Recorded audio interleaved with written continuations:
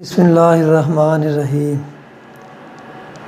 یرفع اللہ الذین آمنوا منکم والذین اوتوا العلم درجات۔ علم اور علماء کا دنیا میں رہنا یہ دنیا کے لیے باعث رحمت ہے، اور رسول اللہ صلی اللہ علیہ وسلم کا فرمان ہے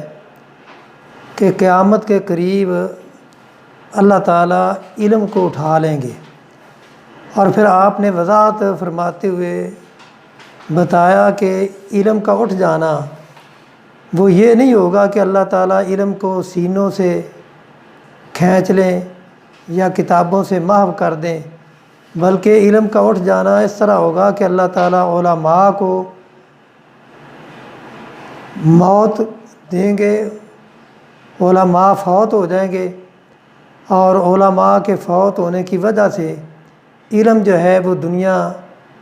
میں نایاب ہو جائے گا، اور ان کے بعد پھر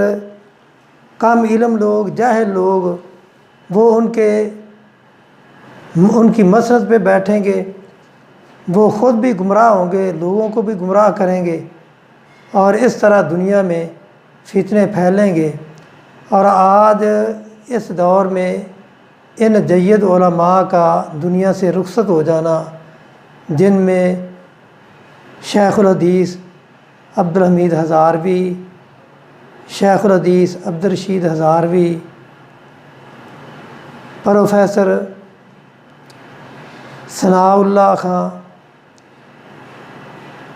اور اسی طرح پروفیسر عبدالرحمن لدھیانوی، یونس بٹ رحمۃ اللہ ربانی، ان جیسے علماء کا دنیا سے اٹھ جانا یہ بہت بڑا المیہ ہے، اور بہت بڑا یہ اسلام کا نقصان ہے۔ اللہ تعالیٰ سے دعا ہے اللہ تعالیٰ